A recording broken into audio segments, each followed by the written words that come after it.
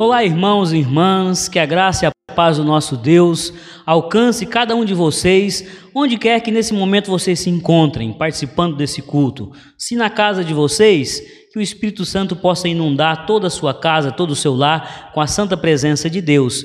Mas se em outro momento, se no carro, se no trabalho, que nesse lugar que você se encontra, o nosso Deus possa lhe revestir de muita santidade, de transformação e de esperança. Que esse nosso encontro possa ser um tempo especial de esperança renovada em Cristo Jesus. Eu tenho certeza que a promessa do nosso Senhor há de se cumprir, e no ajuntamento destes de mais de 2 ou 3, Ele se fará presente. É um ajuntamento virtual, é um ajuntamento por meio eletrônico, mas é um ajuntamento real, na medida que o mesmo Espírito que está em mim está em você. Curve a sua cabeça, vamos orar ao nosso Deus, rendendo graças e suplicando direção para esse nosso tempo de celebração. Pai bendito, nós te agradecemos, porque mais uma vez o Senhor nos permite chegar a esse momento especial, a celebração dominical, o ajuntamento do povo de Deus. Estamos aqui, ó Pai, cada qual na sua casa, no seu local, buscando a Tua face como comunidade de fé. O nosso desejo é que na nossa fragilidade, na nossa pequenez, possamos acessar o Teu santo nome em Cristo Jesus. O nosso desejo é que na nossa condição pecadora, o Senhor possa nos visitar com graça. Ansiamos de todo o coração contemplar a Tua face, sendo nós filhos tão pecadores. Tende misericórdia de nós. Conduz essa comunidade numa experiência real de adoração. Não permita, ó Pai, que as distrações nos tire do foco. Quer te conhecer mais e mais, quer experimentar mais e mais da Tua graça e do Teu poder. Ser com a Tua comunidade, nós te adoramos, nós reconhecemos que Tu és um Deus santo, nós declaramos a Tua justiça, nós reconhecemos que não existe outra mão mais misericordiosa que possa nos conduzir e afagar que não a Tua mão, ó Pai. Sê conosco, te adoramos e suplicamos a direção para esse tempo de culto, em nome de Jesus. Amém e amém. Vamos nesse instante iniciar o culto, a adoração ao Deus vivo, conduzidos pelo Ministério de Louvor.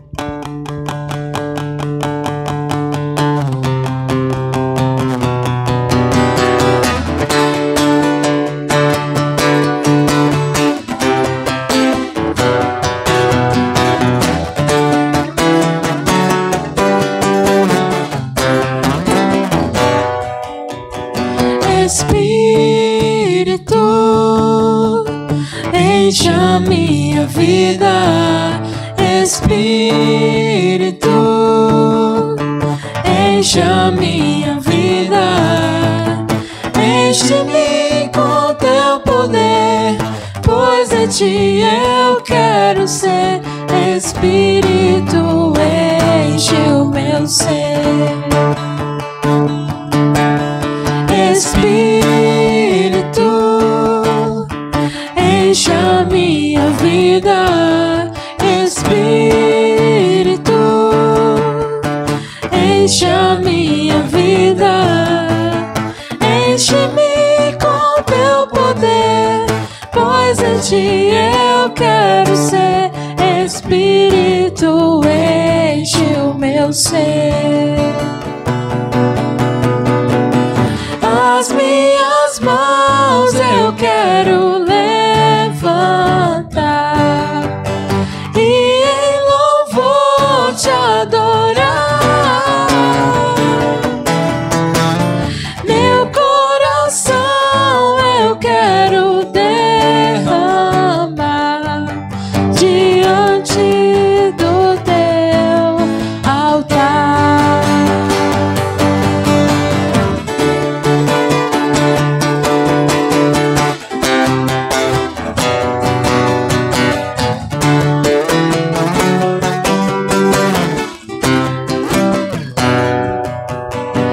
Espírito, enche a minha vida, Espírito,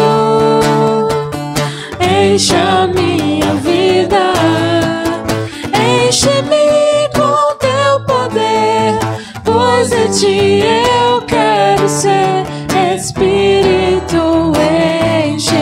meu ser. Espírito, enche a minha vida. Espírito, enche a minha vida.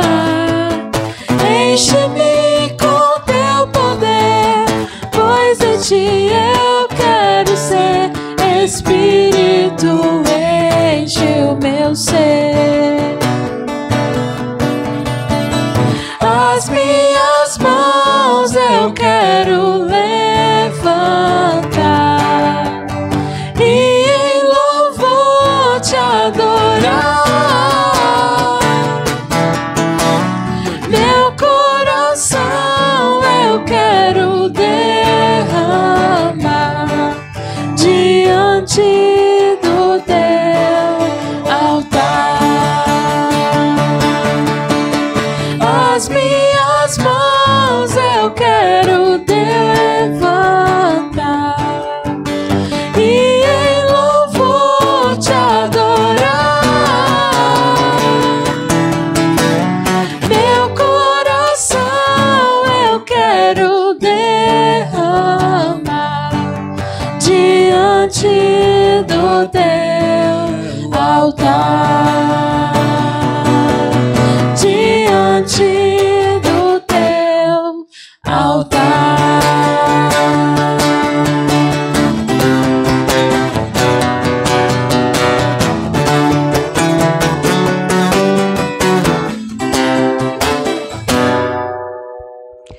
Façamos a leitura do Salmo 62, um salmo onde o salmista expressa diante de Deus uma firme confiança. Diz assim a palavra do nosso Deus: somente em Deus, ó minha alma, espera silenciosa. Dele vem a minha salvação. Só Ele é a minha rocha e a minha salvação e o meu alto refúgio. Não serei muito abalado. Até quando acometereis vós a um homem? Todos vós para o derribardes, como se fosse uma parede pendida ou um muro prestes a cair. Só pensam em derribá-lo da sua dignidade, na mentira se comprazem, de boca bendizem, porém no interior maldizem. Somente em Deus, ó minha alma, espera silenciosa, porque dele vem a minha esperança. Só Ele é a minha rocha e a minha salvação e o meu alto refúgio. Não serei jamais abalado. De Deus dependem a minha salvação e a minha glória. Estão em Deus a minha forte rocha e o meu refúgio. Confiai nele, ó povo, em todo o tempo. Derramai perante ele o vosso coração. Deus é o nosso refúgio. Somente vaidade são os homens plebeus. Falsidade, os de fina estirpe. Pesados em balança, eles juntos são mais leves que a vaidade. Não confieis naquilo que extorquis, nem vos vanglorieis na rapina. Se as vossas riquezas prosperam, não ponhais nelas o coração. Uma vez falou Deus, 2 vezes ouvi isto, que o poder pertence a Deus. E a ti, Senhor, pertence a graça, pois a cada um retribuis segundo as suas obras. O convite do salmista é para confiança. Confiai nele, ó povo, em todo o tempo, e derramai perante ele o vosso coração. É isso que nós vamos fazer agora. Nós vamos nos derramar diante de Deus. Nós vamos abrir o nosso coração com Deus e vamos, uma vez mais, suplicar que Ele seja o nosso refúgio. Curva a sua cabeça.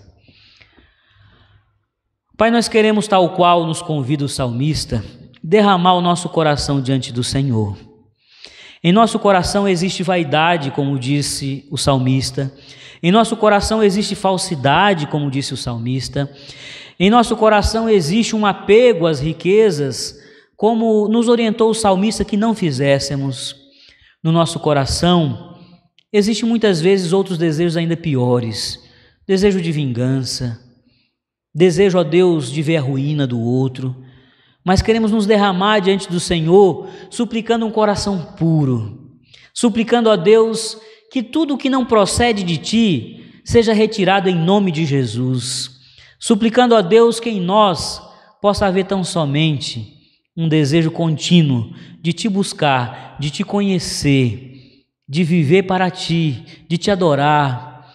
Que em nós possa ter apenas a esperança, a firme esperança de sermos mais parecidos com Jesus, transformados segundo o modelo de humanidade que é Jesus. Que em nós, ó Pai, tenha um sentimento contínuo de busca da Tua presença. Queremos nos refugiar no Teu colo. Queremos desfrutar e fruir do Teu amor. Queremos que a Tua graça nos alcance e a Tua misericórdia nos envolva. Assim nos derramamos diante de Ti, assim suplicamos e uma vez mais reconhecemos que Tu és grande e poderoso em nossas vidas. Em nome de Jesus, amém e amém. Meus amados, continuemos a nos derramar diante de Deus por meio dos louvores. Cantemos, celebremos e adoremos ao Altíssimo, conduzidos pelo Ministério de Louvor. Boa noite, irmãos, graça e paz a todos. E no espírito de alegria que a gente possa louvar e adorar o Senhor, que é digno de todo louvor e toda honra. Amém?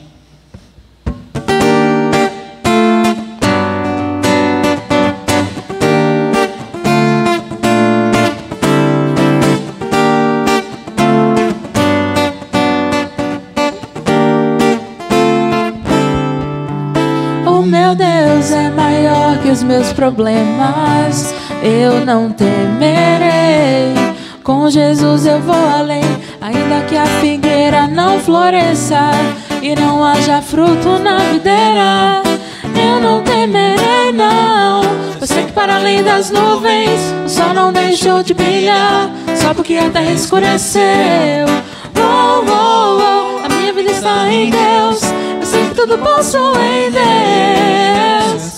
É Ele quem me fortalece, eu vou seguir com fé. Com meu Deus eu vou para a rocha mais alta que eu sei pra onde vou, como águia vou, nas alturas sou filho de Deus. Eu vou seguir com fé, com meu Deus eu vou para a rocha mais alta que eu sei pra onde vou, como águia vou, nas alturas sou filho de Deus.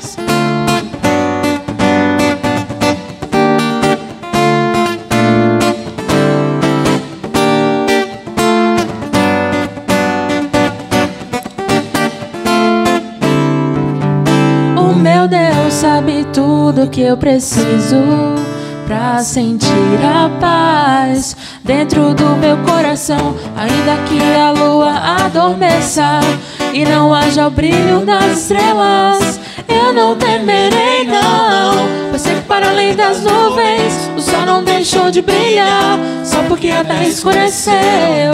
Oh, oh, oh, a minha vida está em Deus, eu sei que tudo posso em Deus. Ele quem me fortalece, eu vou seguir com fé. Com meu Deus eu vou para a rocha mais alta que eu sei pra onde vou, como águia vou, nas alturas sou filho de Deus. Eu vou seguir com fé, com meu Deus eu vou para a rocha mais alta que eu sei pra onde vou, como águia vou, nas alturas sou filho de Deus. Nas alturas sou filho de Deus, nas alturas sou filho de Deus.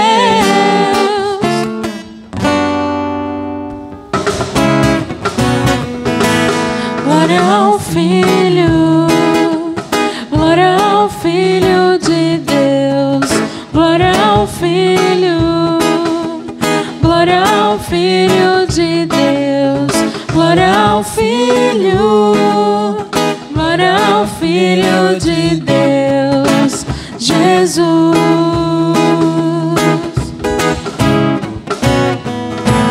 Glória ao Filho, glória ao Filho de Deus, glória ao Filho, glória ao Filho de Deus, glória ao Filho, glória ao Filho de Deus, Jesus.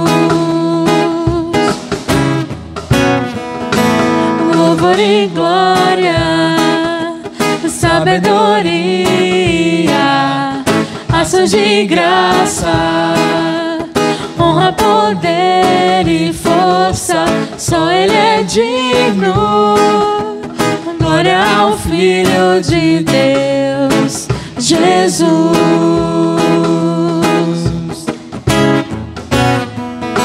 Louvor e glória, sabedoria, ações de graça, honra, poder e força, só Ele é digno. Glória ao Filho de Deus, Jesus.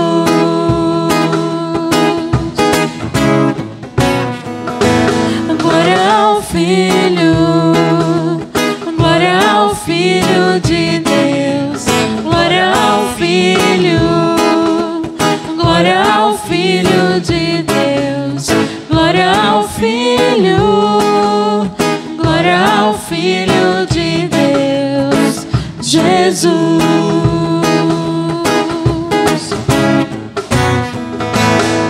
Jesus.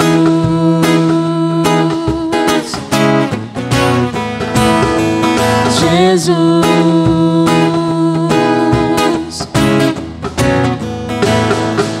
Jesus.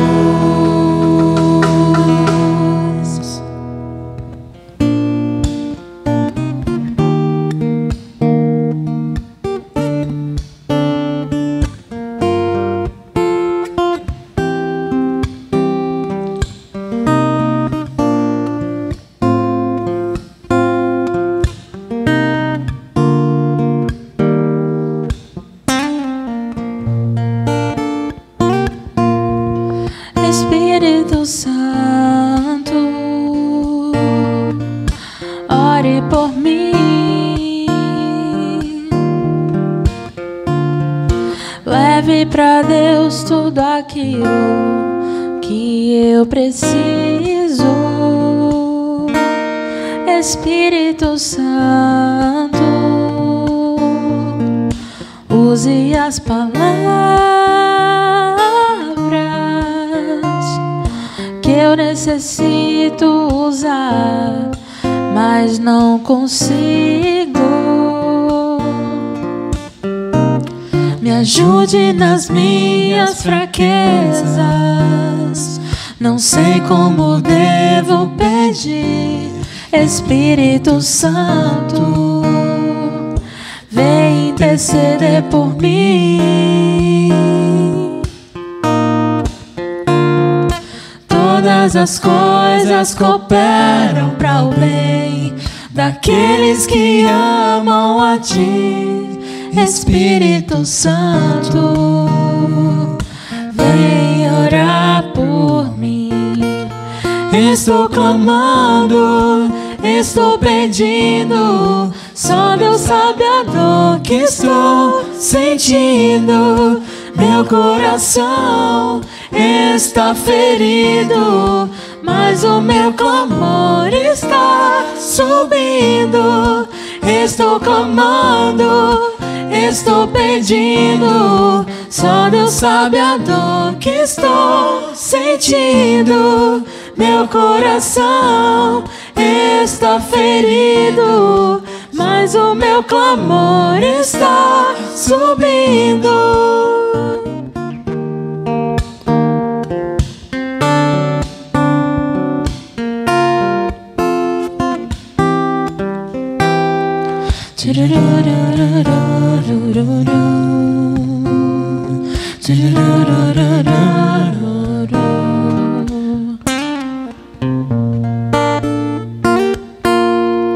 Espírito Santo,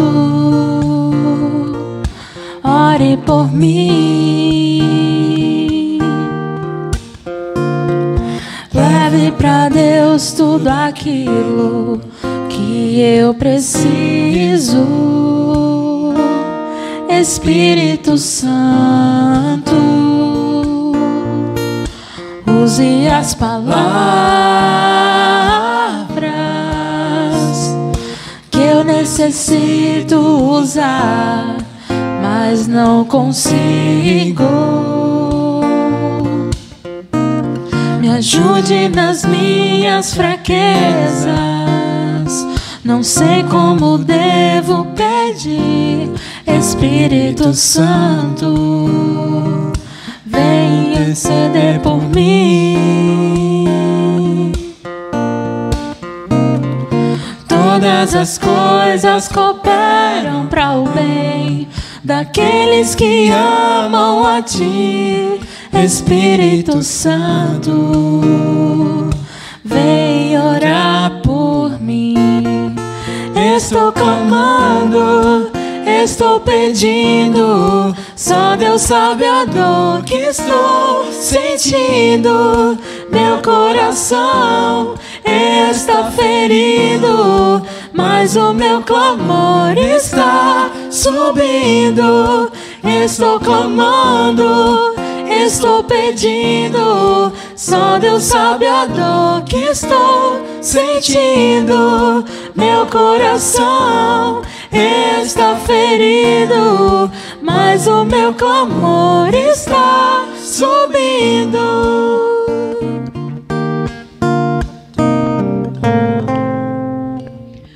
O reino de Deus já está entre nós, todavia, não na sua plenitude. E nós percebemos essa presença do reino já, nessa etapa da nossa caminhada terrena, em atitudes pequenas, na partilha. Quando nós conseguimos vencer o nosso egoísmo e compartilhamos um pouco do que temos e do que somos com o nosso próximo, ali o reino de Deus se estabelece. Quando nós conseguimos visualizar Jesus nos que precisam de pão, quando nós conseguimos enxergar Jesus naqueles que precisam ser vestidos e visitados e saciados na sua sede, o reino de Deus se mostra presente em nosso tempo. Neste momento, nós somos convidados a refletir sobre a nossa postura de generosidade e de partilha. Partilha na vida, partilha com as pessoas no cotidiano, mas também no comprometimento em partilhar com o reino de Deus, sustentando e colocando seus recursos à disposição da comunidade de fé. Faça agora uma reflexão sobre a sua vida cotidiana, mas faça também uma reflexão sobre o quanto você pode ministrar, adorar a Deus com seus recursos, contribuindo financeiramente com a igreja. Isso não é uma troca, isso não é um toma lá da cá. Aqui na nossa comunidade de fé, a contribuição é um gesto livre de adoração e de generosidade. Faça da maneira como Deus colocar no seu coração. Lembro sempre, não faça se isso for implicar em prejuízo para a sua sobrevivência. Se você não puder cumprir com seus compromissos financeiros, se você não puder se alimentar, se vestir, comprar remédio, não faça. Mas se Deus tem ministrado abundância sobre o seu lar, compartilhe um pouquinho. Permita que o reino de Deus esteja entre nós, através da sua generosidade. Hoje, nós vamos aproveitar o momento do ofertório também para nos conscientizarmos acerca de uma bela campanha, de uma linda campanha, que é o Agosto Lilás. O Agosto Lilás é um tempo de reflexão acerca da prevenção e do combate, do enfrentamento à violência contra a mulher. Hoje nós vamos ouvir uma bela canção, cujo título é Conta Comigo, Maria. O autor é o Joel Mozart, e junto com ele, nessa canção, está a Deise Jacinto. Essa dupla nos trouxe uma obra-prima do cancioneiro brasileiro. E inspirados nessa letra, nós vamos nos alimentar de força e de esperança para combater a violência contra a mulher.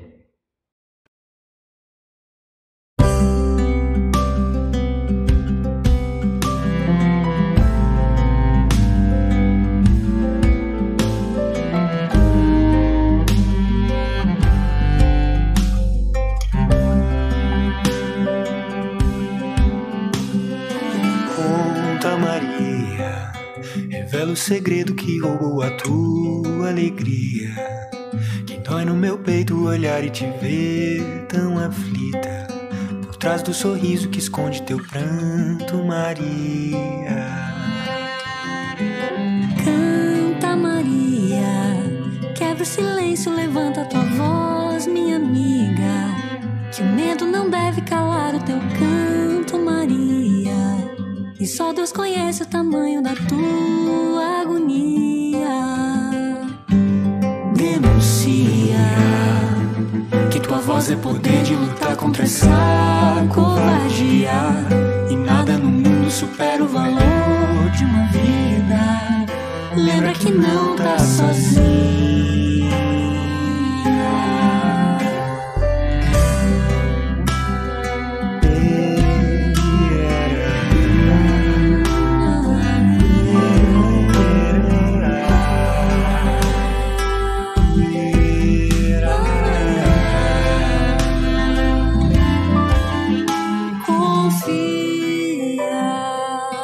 Lembra do amor desse homem gentil que dizia: eu não te condeno, Maria, te dou minha vida. Aquele que veio do ventre de outra Maria.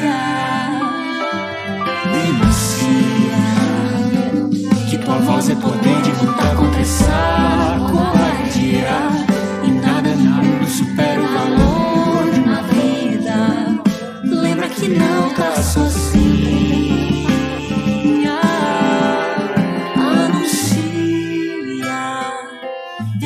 Esperança e destino de tantas Marias. Lembra que não tá sozinha. E conta comigo, Maria. Conta comigo, Maria. Conta comigo, Maria.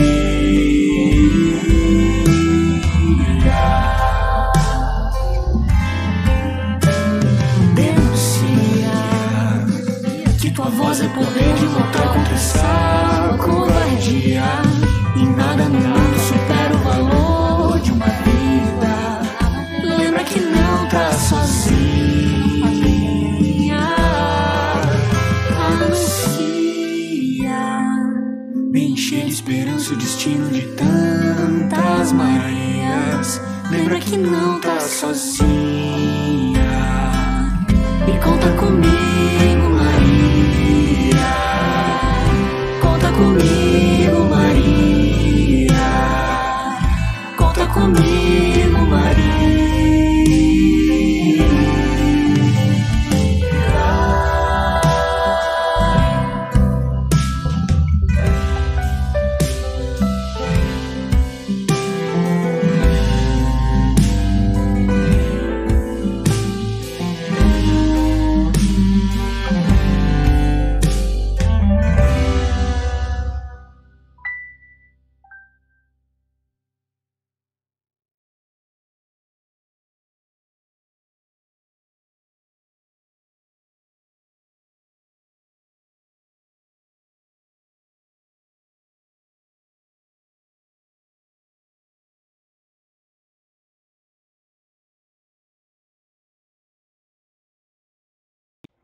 Semana passada, nós demos início a uma série de mensagens intitulada A Primazia de Jesus. Naquele primeiro encontro, nós falávamos a partir da carta de Paulo aos Colossenses dessa alta cristologia, dessa teologia que Paulo desenvolve acerca de Jesus, onde ele é apresentado como o mais excelente, o divino, o que exerce soberania e governo sobre todas as coisas. Paulo, naquele texto, diz que Jesus tem primazia na revelação, ele é a imagem do Deus invisível. Paulo diz que Cristo tem primazia na criação, tudo foi feito por meio dele, por ele.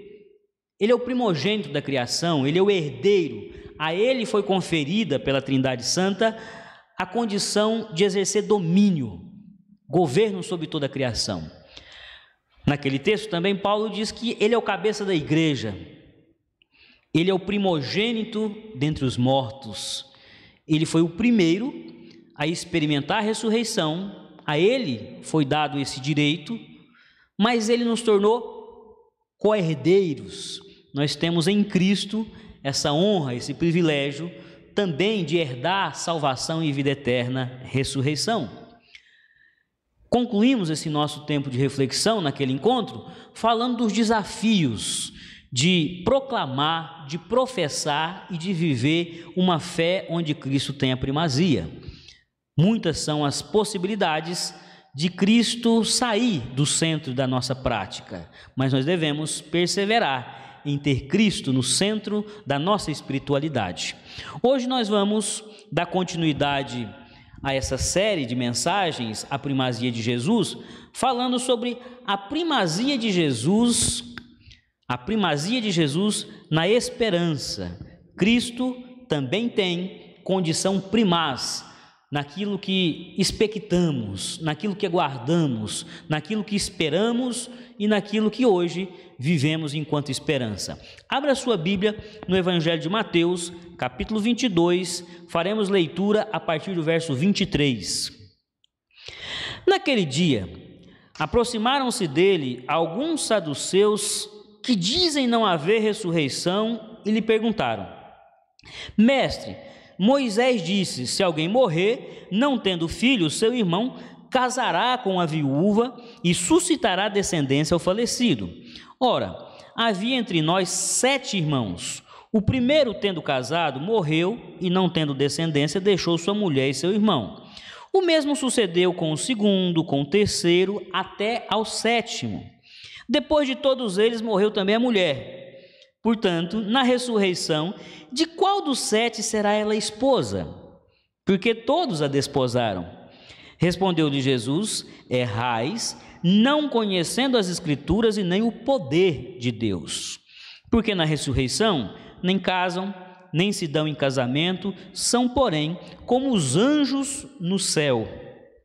E quanto à ressurreição dos mortos, não tendes lido o que Deus vos declarou? Eu sou o Deus de Abraão, o Deus de Isaque e o Deus de Jacó? Ele não é Deus de mortos, e sim de vivos. Ouvindo isto, as multidões se maravilhavam da sua doutrina. Conforme a fama de Jesus se alastrava pela Judéia, pela Galiléia, pela Samaria e por Jerusalém, que é o lugar onde Cristo se encontra no contexto desse texto que nós fizemos leitura, conforme ele ficava conhecido em todas as regiões, ele angariava pessoas que tinham simpatia por ele, gente que demonstrava uma admiração, uma rendição à sua doutrina, à sua figura carismática, empática, solidária. Mas ele também angariava inimigos, desafetos, pessoas que passavam a ter uma postura de oposição, de perseguição à pessoa de Jesus. Aqui nesse texto que nós fizemos leitura, nós temos um exemplo de um partido político, os saduceus, o partido dos saduceus, que por meio dos seus representantes tentam desqualificar Jesus.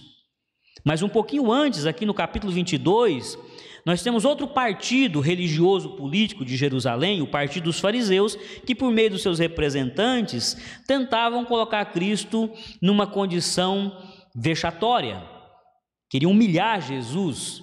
Eles lançaram a seguinte pegadinha: elogiam primeiro Jesus, dizem que Jesus é um mestre, que é de fato alguém que ensina um caminho que leva a Deus, e depois dizem: é lícito pagar tributo a César? Jesus, com muita sabedoria, dá uma resposta magistral. Ele diz: olhem para a moeda, o que está cunhado aí?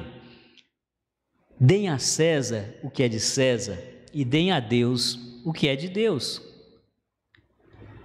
Em outra ocasião, também alguns que estavam ali tentando pegar Cristo em erro, tentando mostrar que Cristo não era cumpridor da lei, diz: a lei manda apedrejar uma mulher que adultera, e essa aqui foi pega em adultério. O que a gente faz com ela? Jesus responde: atire a primeira pedra quem não tem pecados.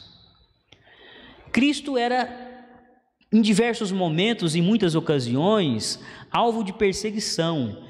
Queriam desqualificar Cristo, queriam mostrar que Cristo não era o Messias e mais, era alguém que descumpria a lei de Deus. O que tem em comum esses perseguidores, esses opositores, esses adversários de Jesus? Todos eles estavam muito satisfeitos com as vidas que possuíam.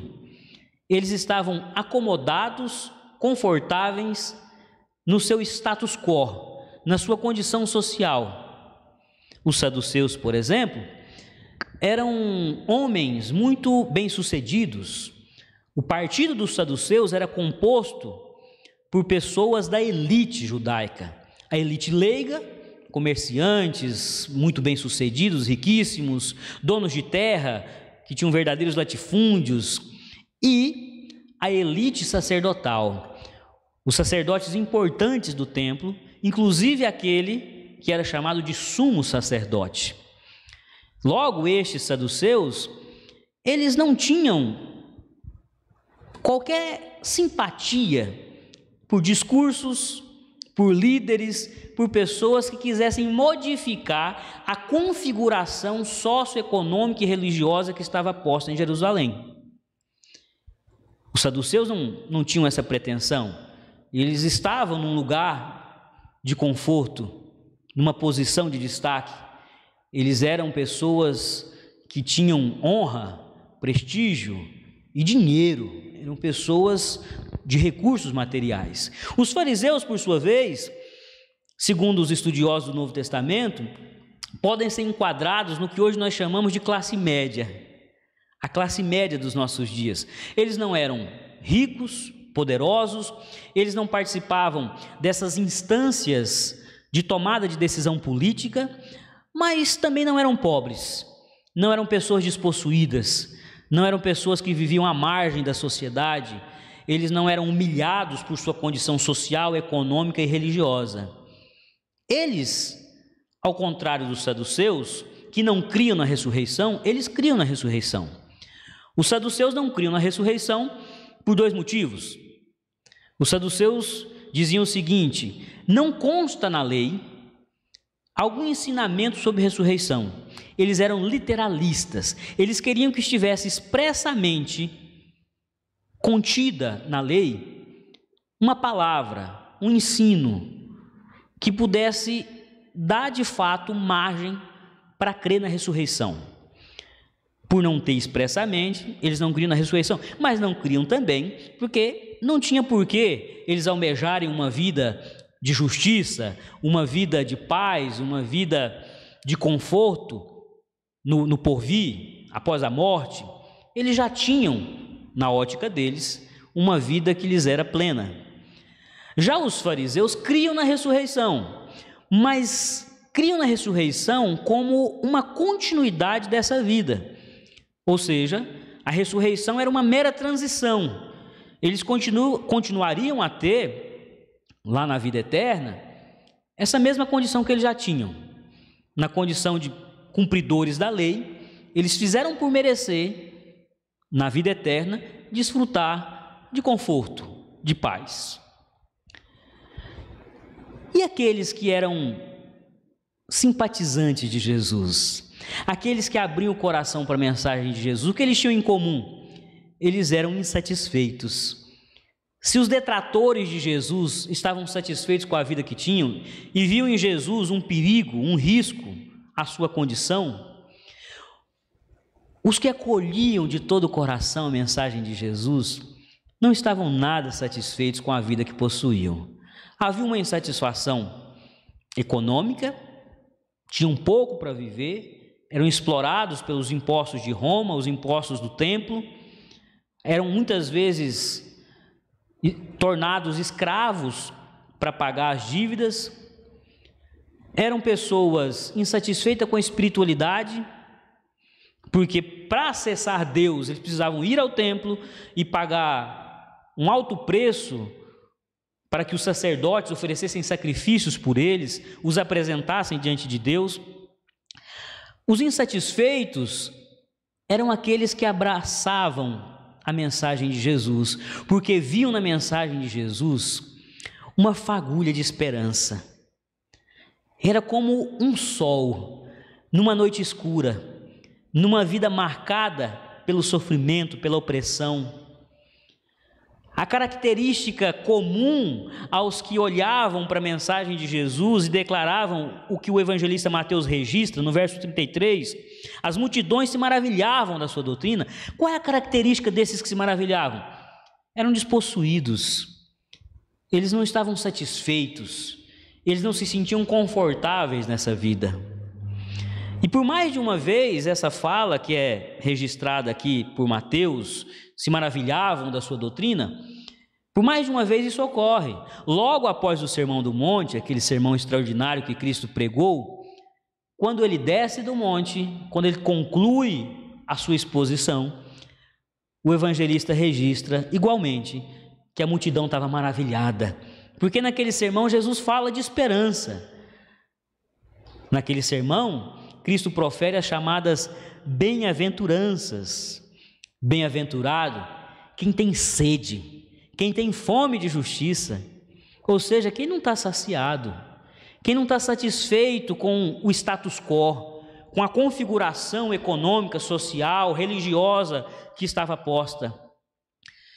As pessoas satisfeitas, elas não querem mudanças.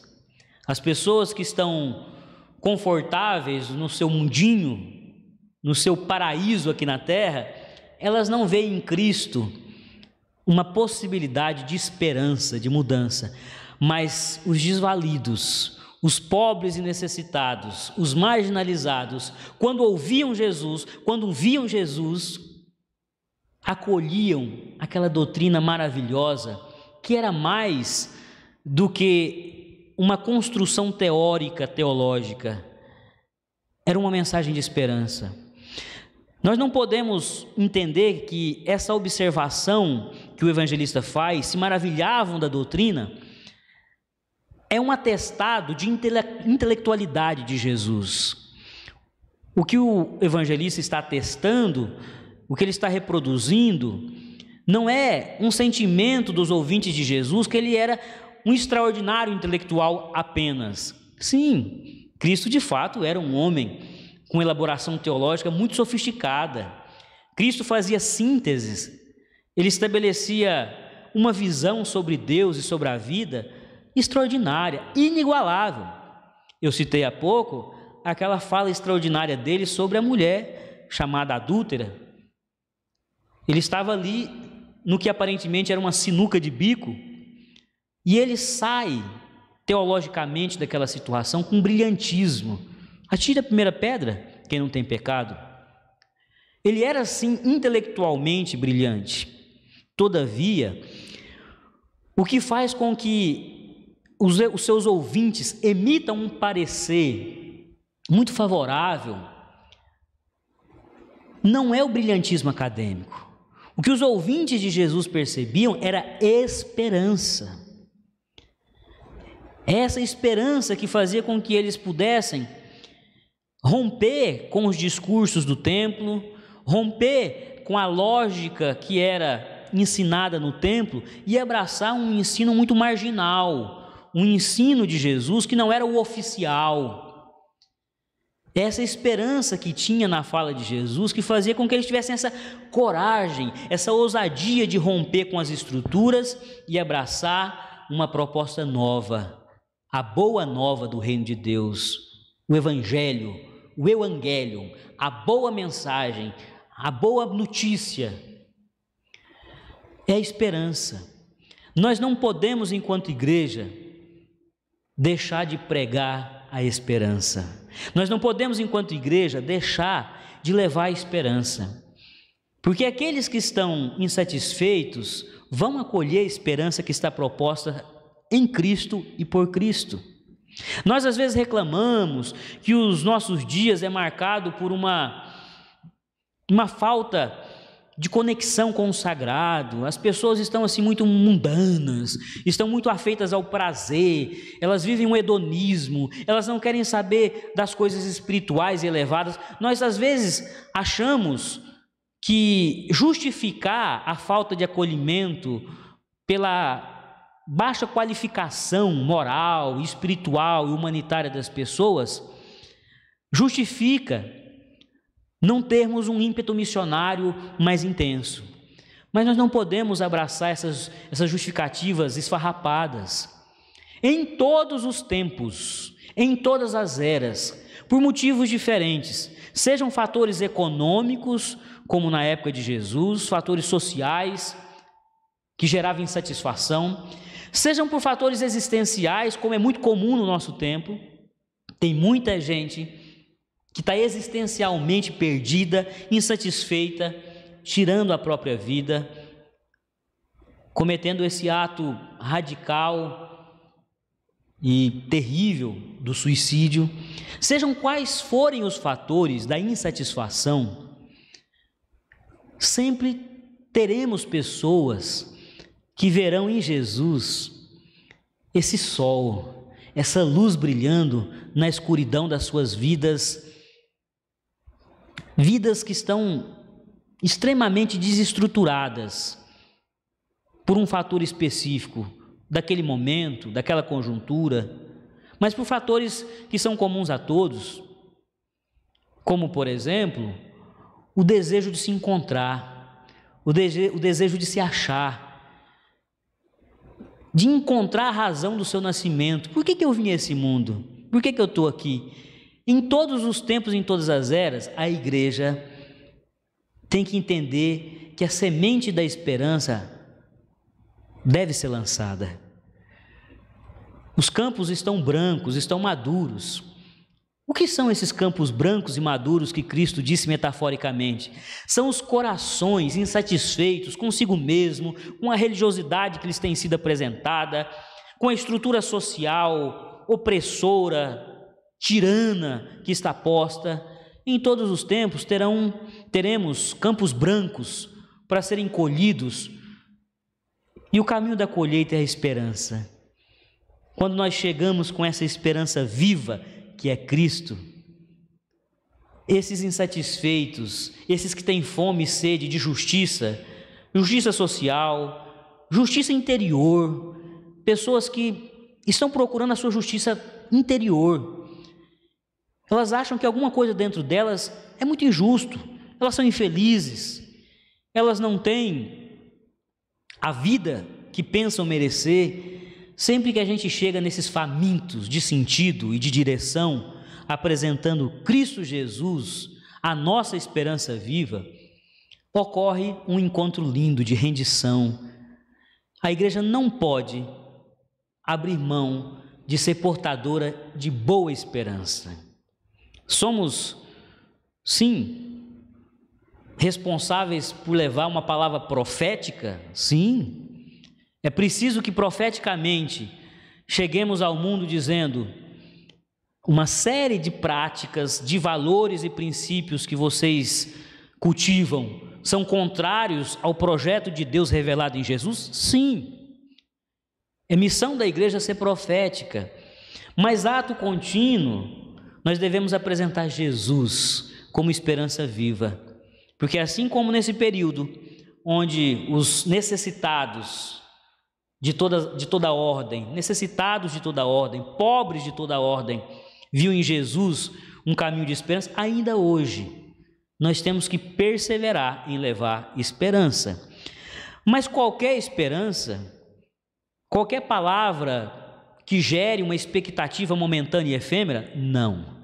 Nós vamos entender nessa noite que as características da esperança centrada em Cristo nos fazem perceber que Cristo é uma esperança diferente de tudo.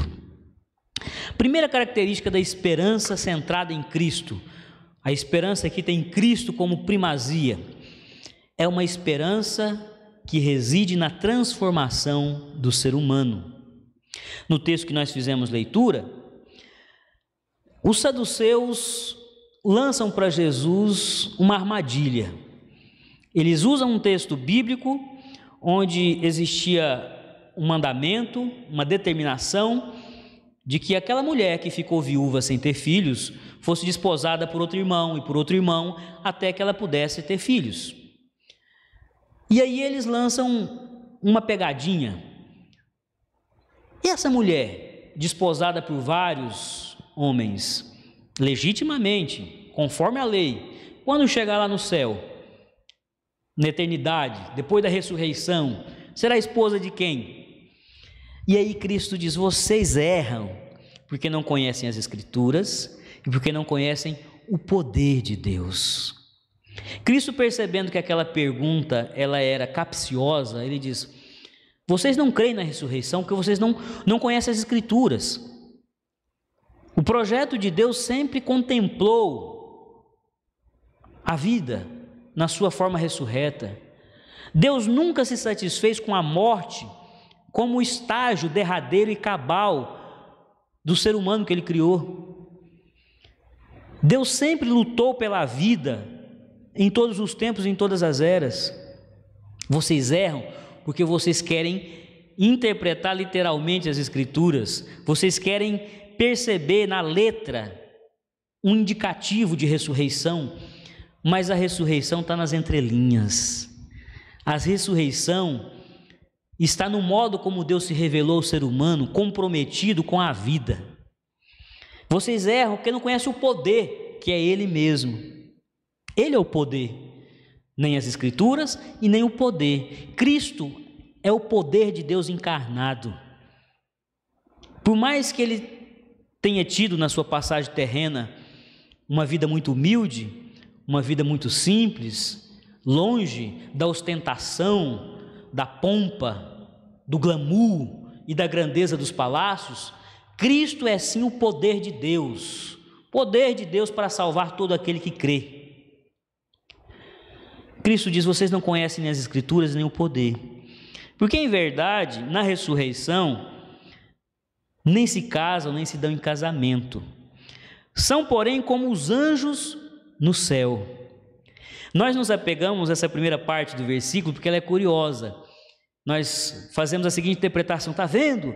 Jesus está dizendo que no céu seremos seres assexuados. Mas a sexualidade não é o foco da fala de Jesus. Cristo entendeu que essa questão de casar, de chegar no céu, isso tudo era perfumaria. Era parte de uma estratégia para confundir Jesus. Cristo foca naquilo que é importante na resposta. Nós seremos como os anjos no céu. Ou seja, nós seremos seres totalmente transformados.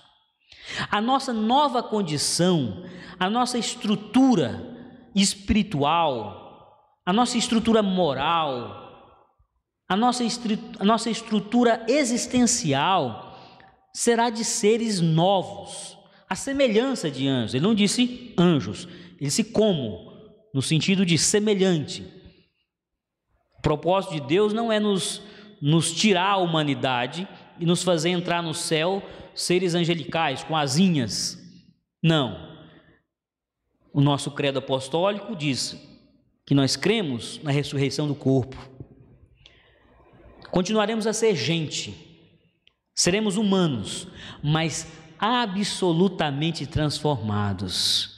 O que Jesus está dizendo: olha, ao contrário de vocês, que estão muito satisfeitos aí com essa vida medíocre de vocês, marcada por algum poder, por alguma influência, por status, por bens materiais, o que eu trago, o que eu na minha mensagem trouxe para a humanidade a nossa esperança é que seremos transformados, seremos novos seres. A transformação do ser humano é o âmago, é o coração da esperança cristã. Nós muitas vezes, quando pensamos na esperança, na sua dimensão escatológica, nós focamos no ambiente. Pensamos naquele céu de abundância, com ruas de ouro, com terras que emanam leite e mel. Nós pensamos na abundância dos mantimentos, numa condição muito abundante. Pensamos também na justiça, mas o fator preponderante para que estejamos no céu, no paraíso, no novo Éden, é que o ser humano estará lá transformado absolutamente segundo o modelo de humanidade que é Jesus. Tudo mais é desdobramento. A justiça, desdobramento. Haverá justiça porque o ser humano totalmente transformado poderá ter obras de justiça, obras perfeitas de justiça. Teremos paz porque o ser humano totalmente transformado terá uma capacidade plena de relacionamento com Deus, com o próximo, consigo mesmo. A esperança cristã, ela tem no seu coração a transformação do ser humano. O que nós sonhamos, expectamos e aguardamos e chamamos de paraíso é um lugar onde o ser humano, absolutamente transformado, terá uma capacidade ilimitada de relacionar-se com Deus e com seu próximo e consigo mesmo. Isso é o paraíso. As imagens que a gente cria no nosso imaginário são fruto de algumas referências bíblicas, onde a gente lê que os animais que aqui na terra são predadores uns dos outros irão conviver em harmonia, o leão, o cordeiro. Imagens onde a gente observa uma natureza perfeita, intacta, preservada. Essas imagens são lindas. Eu me alimento dessa esperança também. Eu almejo um dia viver nesse lugar onde a criação divina convive de maneira muito harmônica. Animais, plantas, natureza, ser humano. Mas essa convivência harmônica é fruto de uma transformação que Deus operou no ser humano através de Jesus. Por isso Cristo está dizendo aqui aos saduceus, olha, a ressurreição é uma realidade, é uma verdade. Vocês desprezam porque acham que a vidinha de vocês está muito boa, mas o que Deus está preparando é uma condição nova para o ser humano. A semelhança de anjos, esse status, esse prazer momentâneo, essas condições efêmeras que cercam a vida de vocês e dão a entender que é muito bom e agradável e aprazível viver nesse mundo, não se compara ao gozo de ser transformado em plenitude por Deus. Esses seres transformados em plenitude poderão viver a plena justiça, o pleno amor, a plena paz, tanto na relação com Deus, quanto na relação com o outro. Portanto, meus irmãos, o grande desafio para que a igreja seja portadora de uma mensagem de esperança é trazer a transformação do ser humano para o centro dessa mensagem, dessa prática. A nossa pregação acerca de esperança, ela se tornou muito reduzida, muito pobre. A nossa esperança hoje pregada nos púlpitos parece que se resume a um estado de prosperidade. A chamada teologia da prosperidade reduziu a esperança cristã a pagar as dívidas, a comprar um carro novo, a ser um empresário de sucesso. A nossa esperança se reduziu à transformação de um relacionamento. Venha que o seu casamento que está acabado vai melhorar. Veja, é propósito de Deus construir famílias firmadas na rocha, mas a esperança é maior. A família também vai ser atingida pela transformação. O casamento também vai ser atingido pela transformação que se operou no ser humano, no marido, na esposa, no filho. Mas nós reduzimos a esperança a um estado de bem-estar momentâneo. E o que Cristo propõe é que essa transformação que Ele quer promover no ser humano, ela tem frutos, ela tem desdobramentos eternos. Nós iremos, sim, participar de novos céus e novas terras, porque nós estaremos prontos para participar dessa realidade qualificada ao extremo. Quando Paulo diz, nem olhos viram, nem ouvidos ouviram, nós logo já visualizamos um lugar. Aquele lugar de uma beleza paradisíaca, de uma beleza incomparável. Mas a beleza desse lugar, a beleza dessa nova dimensão de vida, é a nossa condição transformada. A esperança que nós devemos levar é: você que hoje se sente um lixo, que se sente alguém sem valor, sem dignidade, Deus pode lhe transformar e lhe conferir uma dignidade própria de um filho de Deus, de um discípulo de Jesus. Você que hoje se sente sujo, indigno, porque é moralmente incorreto na sua prática de vida, Jesus pode lhe ensinar a viver em santidade. Ele pode lhe regenerar, lhe reconstruir. Ele pode promover uma ressurreição antecipada agora. Morra agora e ressurja agora, para já agora desfrutar de eternidade. Você passará por outra ressurreição ainda mais plena, que lhe colocará junto do Pai, na casa do Pai. Mas essa mensagem de transformação é o âmago da esperança cristã, e nós estamos reduzindo a benefícios momentâneos, efêmeros e temporários. E quando uma igreja não prega e não ensina e não oferece esses benefícios, é como se ela não falasse de esperança. Se eu no púlpito não pregar, olha, venha para essa igreja, IPI de Aracaju, porque aqui há uma abundância de milagres, há testemunhos dos mais diversos, de pessoas que obtiveram ganhos na vida financeira, na vida conjugal, na vida amorosa, enfim, se eu não partir para esse discurso da retribuição, venha que Jesus vai lhe retribuir com benefícios aqui e agora, as pessoas acham que essa igreja não tem esperança sendo pregada e vivida. Todavia, o âmago da esperança é a transformação.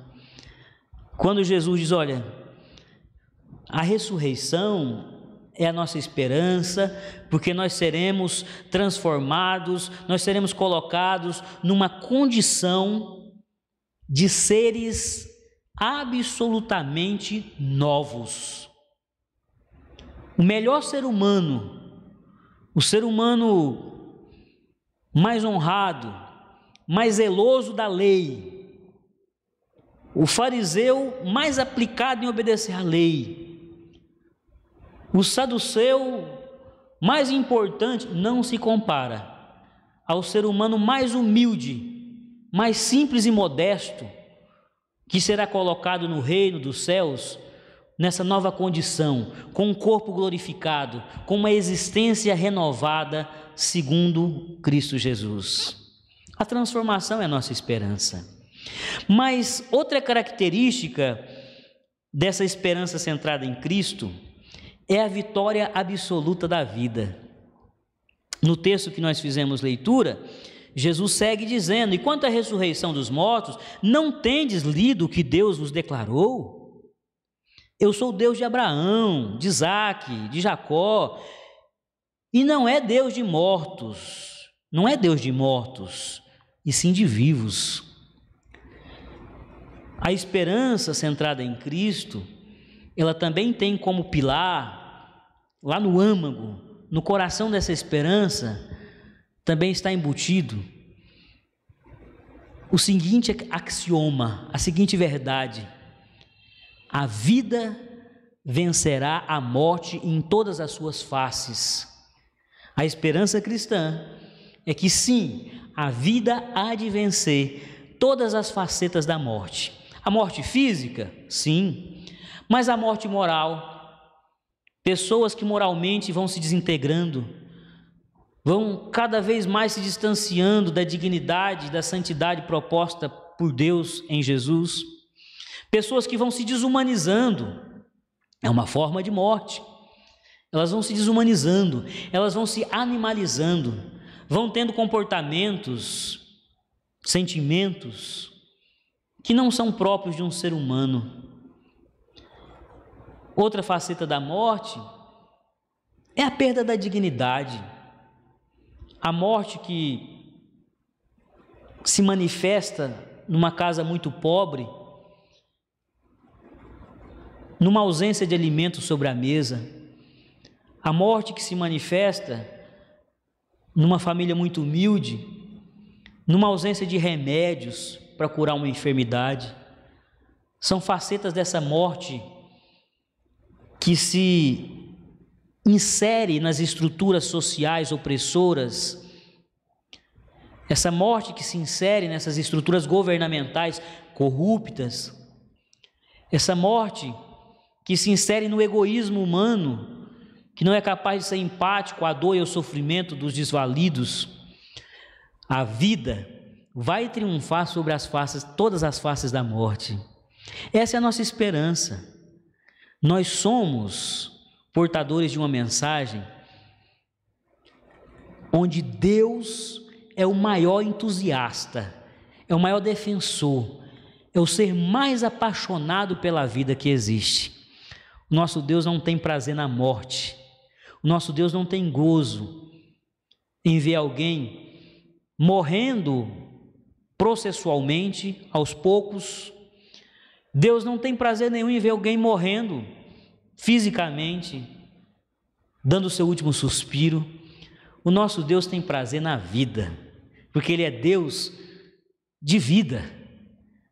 Jesus, de uma maneira muito sábia, evoca figuras muito importantes para a fé judaica, o Abraão, o Isaac, Jacó, referências de fé, e diz: todos estes foram criados para a vida, porque Deus é Deus de vivos, é Deus de ressurreição. A igreja precisa embutir na sua prática, na sua pregação, no seu estilo de vida, esse propósito de levar esperança de que a vida vai vencer as moléstias físicas, as enfermidades, as pandemias. A vida vai vencer esses braços opressores que esmagam e que sufocam a dignidade do ser humano. A vida vai vencer. Essa é a nossa esperança. É isso que nós temos que, todos os dias, enquanto portadores das boas novas, demonstrar às pessoas por discurso e prática. Por discurso e prática. Nós não podemos aceitar essa ideia que tem proliferado de que o nosso Deus é um Deus simpático à morte, que tanto faz para Ele se morre 10, 20, 30, 100 mil pessoas. Essa ideia que está se proliferando de que Deus dá de ombros e passa ao largo ao ser humano sofredor, que está ali sendo atacado por uma faceta da morte, essa ideia de um Deus indiferente não pode prevalecer. Nós devemos chegar na vida daqueles que têm vontade de viver, dizendo: não existe outro lugar onde a vida seja mais abundante do que em Jesus Cristo de Nazaré. Ele é o caminho, é a verdade e a vida. E Ele veio para que tenham vida e vida em abundância. Vida em abundância é vida eterna? É vida eterna. Mas é vida qualificada aqui e agora. É vida transformada aqui e agora. É vida que já tem eternidade, que já tem santidade, que já tem sacralidade aqui e agora. Essa é a mensagem de esperança da igreja. Outra característica dessa esperança centrada em Cristo, primeiro, é uma esperança que tem no seu coração a transformação do ser humano, que tem também no seu coração, que tem característica, a vitória absoluta da vida sobre a morte. Lá no que nós sonhamos e esperamos, que se chama paraíso, não terá qualquer forma de morte.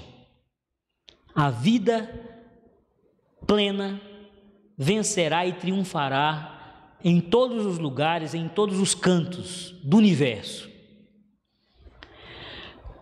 Última característica dessa esperança centrada em Cristo. Essa esperança produz um estilo de vida coerente.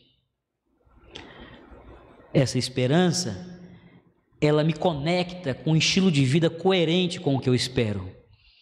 Se o que eu espero é um lugar de vidas transformadas em absoluto, se o que eu espero e tenho certeza que desfrutarei é um lugar, é uma dimensão onde a vida triunfa em todos os instantes, eu aqui e agora tenho que viver em coerência com essa minha esperança. Eu tenho que viver para transformar vidas, a começar pela minha. Eu tenho que viver para que a minha vida seja transformada por Cristo dia após dia. Eu tenho que viver para que a palavra de Deus, o Evangelho de Cristo, promova todos os dias uma aproximação maior do modelo de humanidade, de santidade e de relacionamento que Jesus tem com o Pai e teve com o Pai aqui na sua passagem terrena, e com o relacionamento que Jesus também propôs para com o próximo. Eu tenho que buscar essa transformação. Se essa esperança é viva em mim, e essa esperança é Cristo, eu tenho que viver de modo coerente, na expectativa de um dia alcançar a plenitude dessa esperança.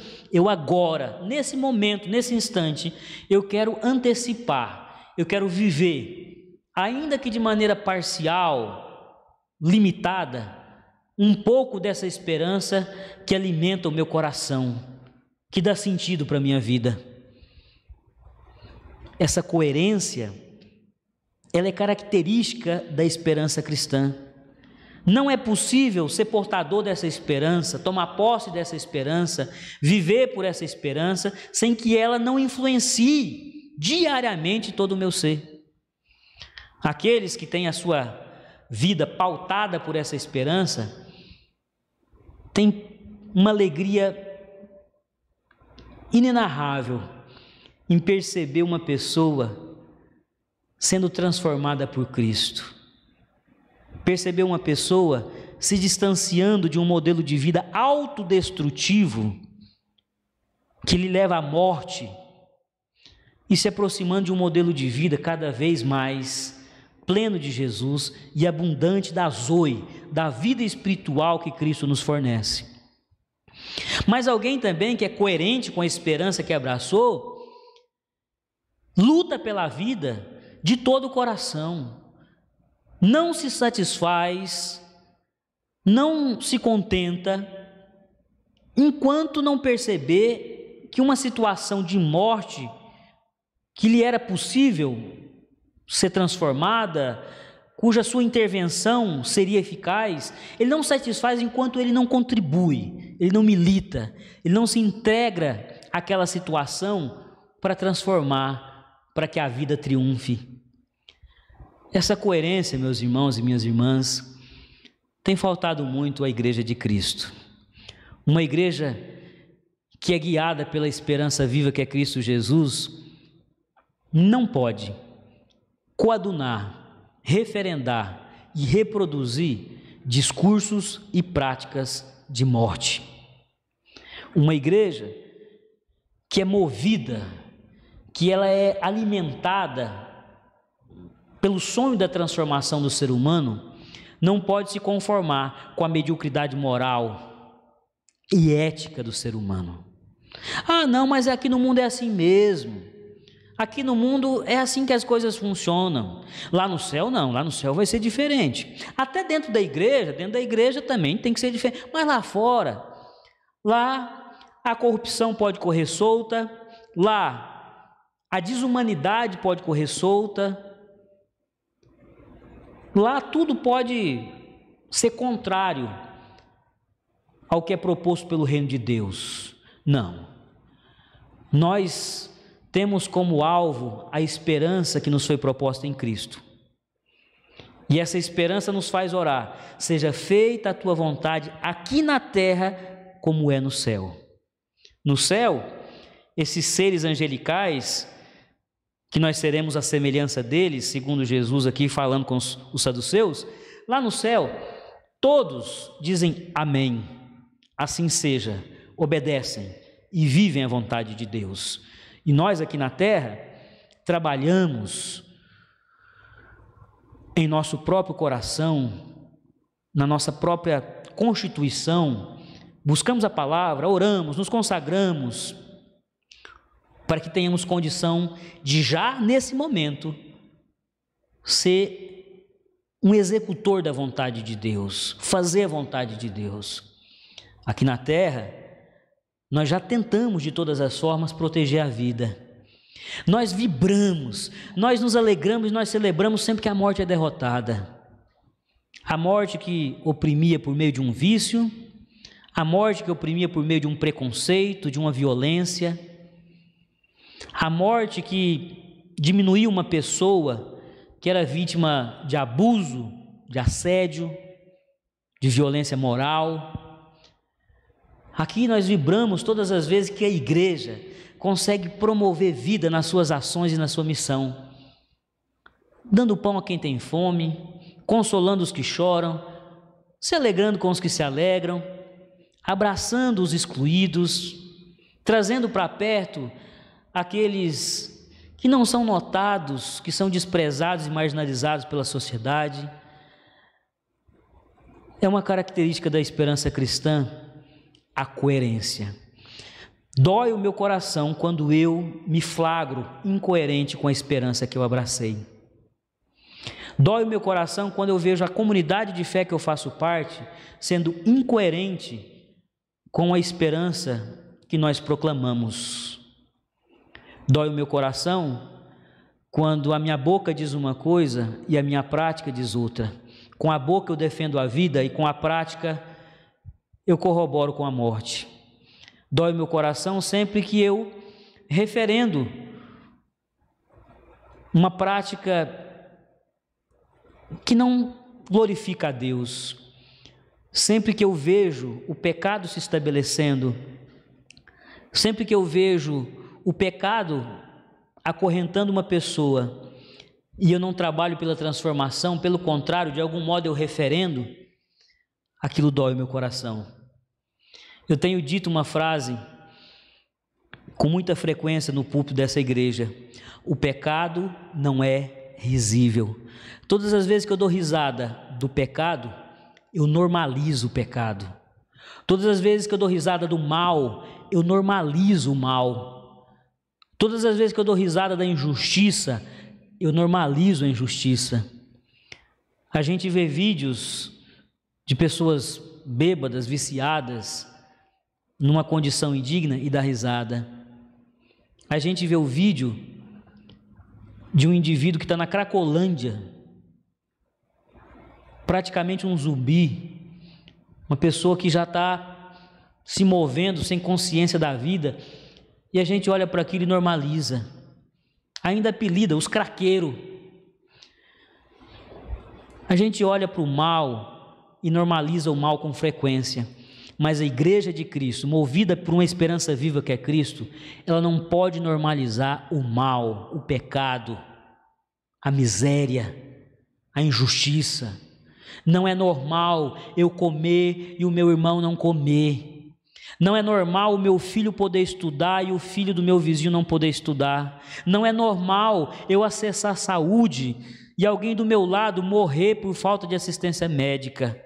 Não é normal. Isso nunca poderá ser normalizado pela igreja de Jesus. O dia em que a gente deixar de chorar por uma pessoa que está sendo esmagada pela morte, pelo pecado, nós estamos vazios de esperança. Nós estamos absolutamente vazios de Jesus. Eu concluo essa minha fala sobre a primazia de Jesus na esperança, citando um poema de Augusto dos Anjos que diz assim: a esperança não murcha, ela não cansa, também como ela não sucumbe à crença. Vão-se sonhos nas asas da descrença e voltam sonhos nas asas da esperança. Eu não sou um especialista em Augusto dos Anjos e na poesia dele, mas eu me aproprio dos versos de Augusto dos Anjos, fazendo uma correlação com a esperança cristã. Essa nossa esperança não murcha mesmo quando ela é Cristo. A nossa esperança não se cansa quando ela é Cristo. Os sonhos se vão quando a nossa crença, a nossa fé em Cristo se vai. Mas voltam os sonhos quando a nossa esperança volta a ser Cristo. Se você não tem sonhado, se você não tem imaginado novos mundos e novos céus e novas terras, é porque falta Jesus no seu coração. É porque a sua esperança é pobre de Jesus. Junto com Jesus vem esperança. E junto com a esperança, sonhos. Sonhos megalomaníacos, nem sempre. Sonhos menores, sonhos micros, de transformar micro-realidades, micro-contextos.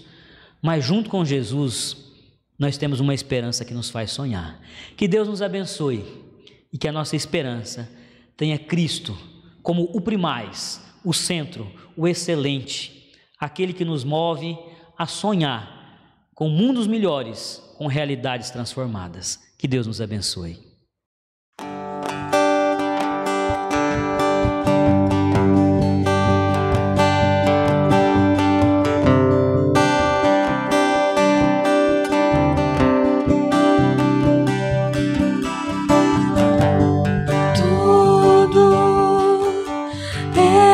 Preparado aqui, a casa e o meu coração também. Tu és o único motivo que me fez chegar.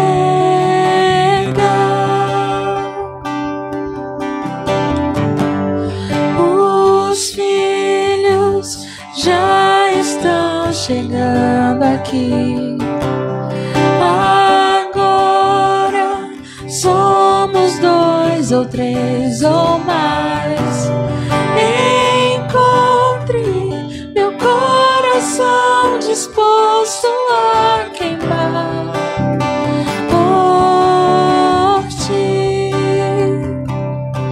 Todos os versos e canções que eu consegui cantar, todas as vezes quebrantado, só quero te falar que teu é o reino e a glória pra sempre.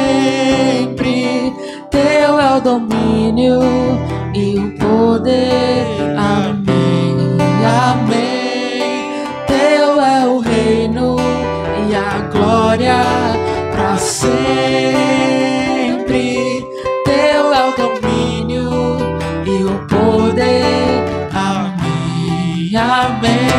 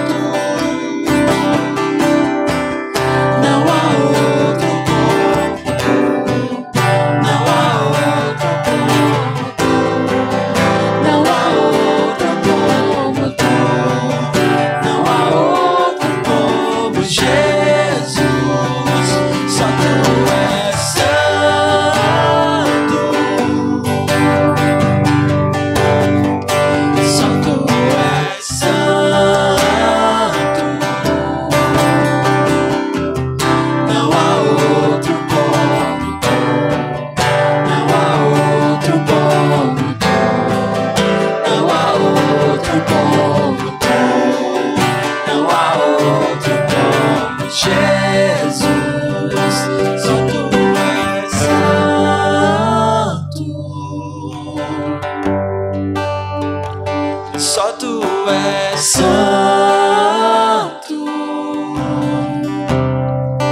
Não há outro como tu. Não há outro como tu. Não há outro como tu. Não há outro.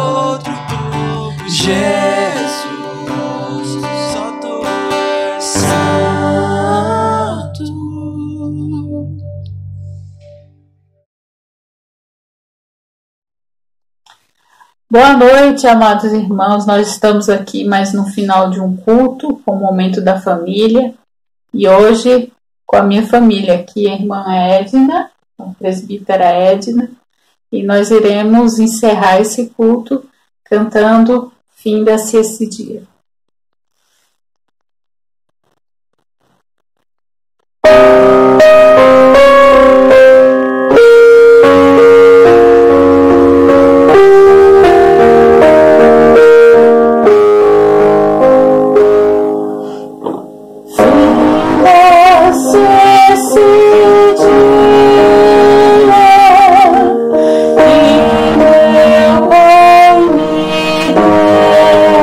Oh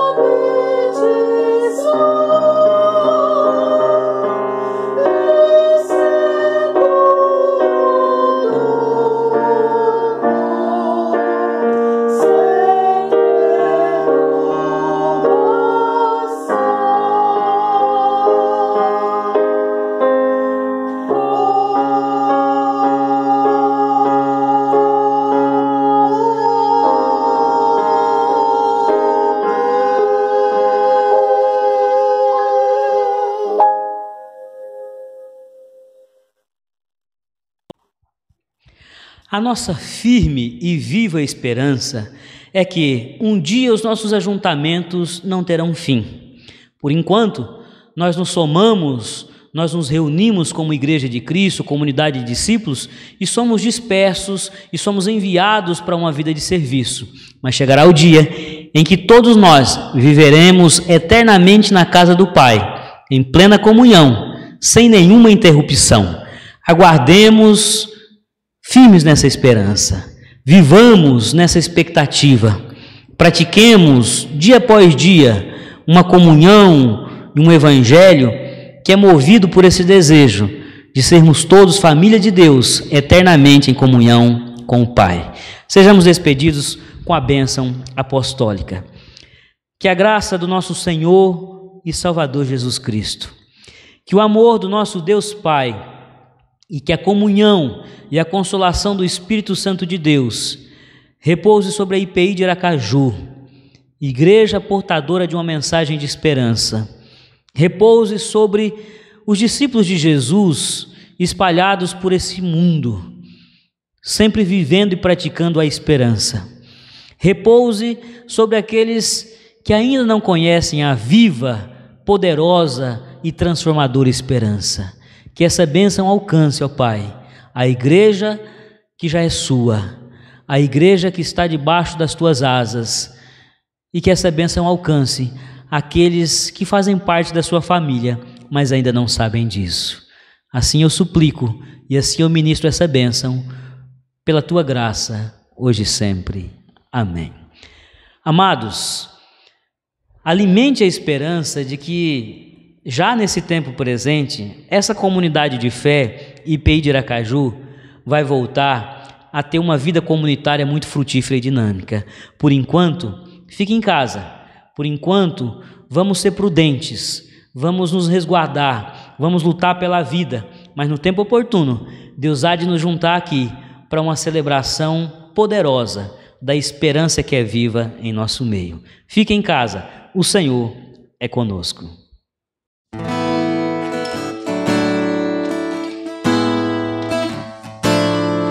Minha vida entrego a ti, os meus sonhos entrego a ti.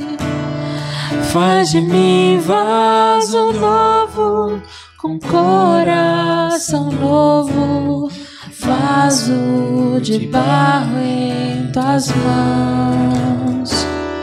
Reconheço que posso pecar, mas eu sei que existe o perdão. E é por causa do sangue que foi derramado, por causa do teu grande amor. Tu és Senhor do universo, és o Filho de Deus, tu és o Cordeiro Santo que morreu numa cruz. Teu sangue é precioso, venceste a morte, estás assentado ao lado de Deus, Deus Pai. Minha vida entrego a ti, os meus sonhos entrego a ti. Faz de mim vaso novo, com coração novo, vaso de barro em tuas mãos. Reconheço que posso pecar, mas eu sei que existe o perdão. E é por causa do sangue que foi derramado, por causa do teu grande amor. Tu és Senhor do universo, és o Filho de Deus, tu és o Cordeiro Santo que morreu numa cruz. Teu sangue é precioso, venceste a morte, estás assentado